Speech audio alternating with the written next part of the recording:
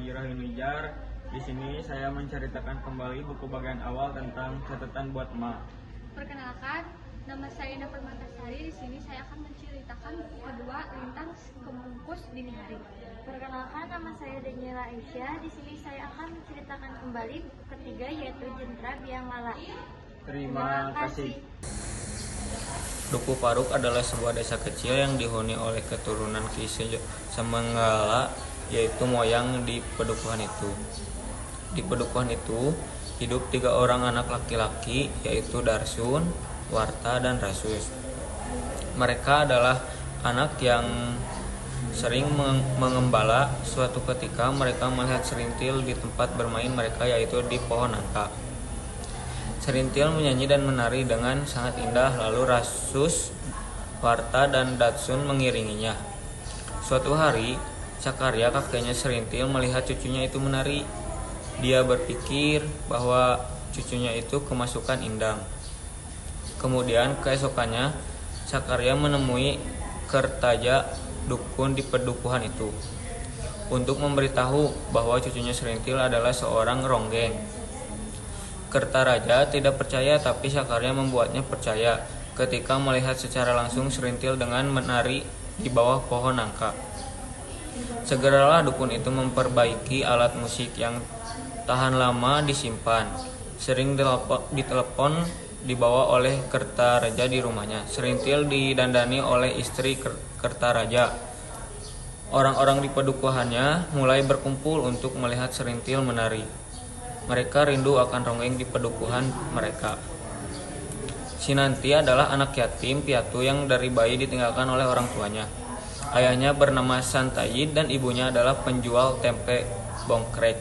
Dikarenakan memakan bongkreknya sendiri, bukan hanya orang tua Serintil saja yang mati, tetapi juga banyak warga di pedukuhan itu yang mati karena memakan bongkrek milik orang tua Serintil. Di sisi lain, ada kasus yang memiliki nasib sama seperti dengan Serintil, yaitu kehilangan emak dan ayahnya. Namun, kejanggalan terjadi pada emaknya yang tidak tahu kepastian matinya.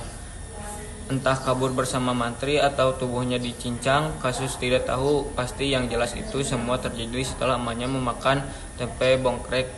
Jadi, ternyata tempe bongkrek bukan hanya memakan korban sekali 2 kali, tetapi banyak, dan tempe bongkrek beracun itu harus diproduksi.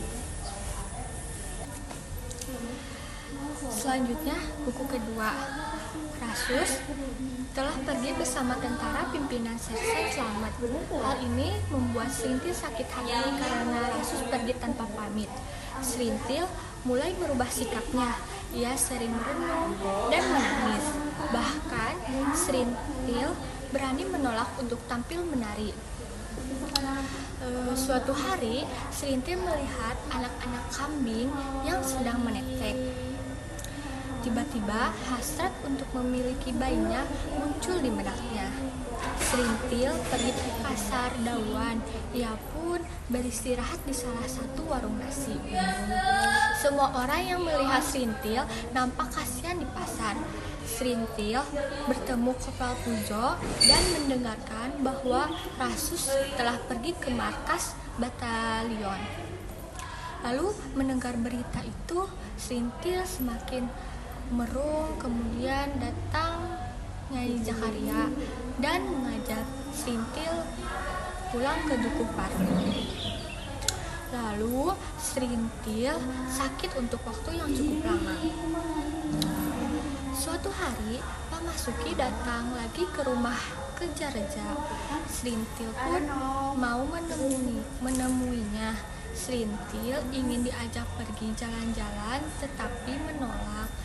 Pak Masuki yang datang dengan membawa kalung emas kecewa dan marah besar. Lalu Nyai Kertaraja pun memarahi Serintil dan menyinggung tentang orang tua Serintil yang telah tiada. Hal ini membuat Serintil bersedih.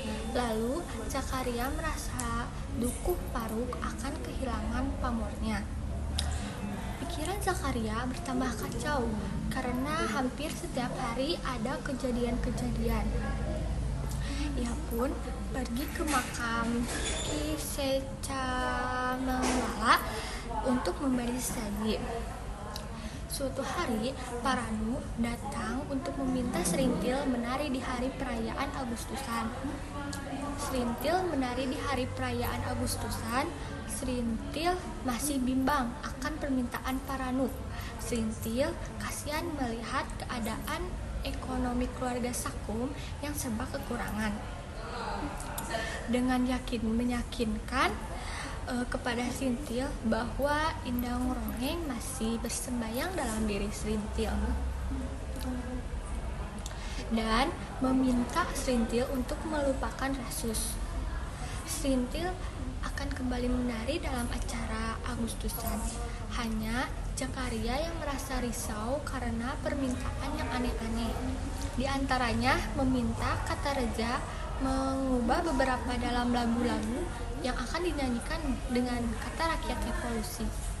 Serintil dengan usianya 18 tahun akan menghibur Dawan, tapi Jakaria dan kata Rezanya bingung karena mereka tidak diperbolehkan membakar sesaji. Akhirnya, Jakaria pergi menjauh dan membakar sesaji secara sembunyi. Lalu, saat pentas semua orang tampak gembira, Serintil merasakannya. Namun, Sakum yang dalam keadaan buta bisa merasakan gerakan tarian Serintil. Serintil dalam tariannya merasa bahwa ia tidak lagi bersedih karena Rasus telah pergi. Serintil tergugah hatinya ketika melihat sosok pemuda Timurjo. Kejadian tidak disangka datang. Serintil mendadak sesak napas berulang kali hingga akhirnya pentas berakhir. Kata Reza merasa janggal. Terus pergi ke kerumunan orang. Suatu hari datang seseorang yang kaya raya bernama Sentika dari Alas Wangkal. Sentika ingin meminta Serintil untuk menari di rumahnya dan ingin Serintil menjadi gok untuk anak laki-lakinya. Serintil mau menerima tawaran itu. Melihat Waras, anak Sentika, Serintil tertawa karena ternyata Waras mengalami keterbelakangan mental. Ini menjadi tantangan tersendiri bagi Serintil untuk menjadi gok. Malam hari ketika pentas Serintil memancing birahinya Waras, tetapi tidak berhasil. Setiap hari Serintil harus mengajari Waras tentang bagaimana pekerjaan laki-laki dan suami. Namun terjadi sangat mengecewakan. Waras tidak memiliki tenaga layaknya laki-laki, lebih lagi nafsu birahi. Terus pada tahun 1954 Dukuh Paruk menjadi sangat miskin. Pentas rongengnya jarang terdengar, tetapi suatu hari datang tawaran dari Pak Bakar, seorang dari partai tertentu. Rongeng kembali sering dipentaskan demi untuk meraih simpati masyarakat. Kini, rombongan rongeng telah diberi alat-alat elektronik untuk pementasan suatu malam. Untuk suatu malam, tentara datang Dukuh Paruk menangkap banyak orang, termasuk Serintil. Ia dibawa pergi bersama warga lain yang dituduh sebagai simpatisan komunitas. Serintil tidak pernah menyangka bahwa kehidupan akan berakhir seperti ini. Dari seorang ronggeng yang dipuja-puja, ia kini diperlakukan sebagai seorang tahanan. Lalu ada buku ketiga dari trilogi Ronggeng Dukuh Paruk yang berjudul Jentera Biangwala, mengakhiri cerita tentang kehidupan masyarakat Dukuh Paruk. Cerita ini berfokus pada perubahan yang terjadi di desa itu setelah peristiwa-peristiwa besar yang terjadi dalam dua buku sebelumnya. Setelah kejadian kebakaran yang memprihatinkan, akibatnya mereka harus tinggal dan makan seadanya karena orang dari luar desa tidak ada yang memberikan bantuan. Kini Dukuh Paruk tampak pemimpin dan Serintil karena panutan di Duku Paruk harus dipenjara beberapa bulan kemudian. Zakaria, Kartareja dan yang lainnya dibebaskan tapi tanpa Serintil.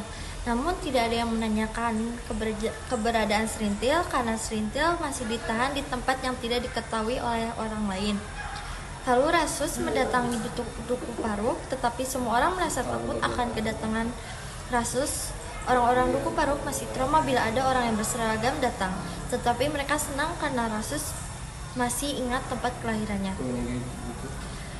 Rasus dan Serintil memilih jalannya masing-masing setelah mengalami berbagai peristiwa yang mengubah hidupnya. Berusaha mencari kedamaian dan identitas baru, sementara Serintil juga menjalani kehidupannya sendiri setelah mengalami banyak perubahan besar dalam hidupnya. Hubungan mereka menjadi lebih rumit dan mereka harus berhadapan dengan kenyataan bahwa masa lalu mereka tidak bisa dipertahankan begitu saja. Pada bagian ini, Serintil, sang ronggeng yang terkenal, telah melewati banyak cobaan dalam hidupnya. Di awal buku, Serintil yang sudah lanjut usia harus menghadapi kenyataan bahwa dirinya sudah tidak lagi menjadi sosok yang dihormati di desa. Keberadaan ronggeng yang belum menjadi simbol kebanggaan kini mulai tergeser oleh perubahan zaman. Serintil merasakan betapa dirinya terasingkan dan terpinggirkan. Meskipun ia masih memiliki kenangan indah tentang masa-masa kejayaannya. Rasus yang dulunya mencintai Serintil juga berhadapan dengan hidup yang tidak mudah. Meskipun perasaan cintanya pada Serintil tidak pernah pudar, ia harus berjuang dengan kenyataan bahwa keadaan politik dan sosial telah mengubah banyak hal. Kehidupan mereka dipengaruhi oleh perubahan besar yang terjadi di Indonesia, seperti dampak politik yang mengubah tatanan hidup masyarakat Duku Paruk. Masyarakat desa yang dulu akrab dengan tradisi dan kesederhanaan kini harus beradaptasi dengan kemajuan zaman yang semakin cepat. Ketika kekuasaan baru mulai datang ke desa, banyak orang mulai merasa terancam oleh perubahan tersebut. Politik dan perkembangan teknologi mulai masuk ke dalam kehidupan mereka, memaksa penduduk untuk memilih antara bertahan dengan cara bertahan hidup atau mengikuti arus perubahan yang datang. Konflik yang lebih dalam muncul ketika Serintil merasa harus melepaskan masa lalunya dan menemukan cara baru untuk bertahan hidup. Begitu juga dengan Rasus yang merasa bahwa impian-impian mereka tentang masa depan sudah hancur. Mereka berdua harus menghadapi kenyataan bahwa dunia mereka tidak akan pernah sama lagi. Di akhir cerita ini, buku ini bisa menyimpulkan bagaimana perubahan tidak bisa dihindari dan bagaimana orang-orang yang di dalamnya harus belajar untuk beradaptasi. Meskipun itu berarti mereka harus meninggalkan banyak hal yang mereka cintai. Jenderal Biang menggambarkan betapa kuatnya pengaruh perubahan sosial dan politik terhadap kehidupan pribadi, serta bagaimana individu harus berjuang untuk menemukan jati diri mereka di tengah semua itu.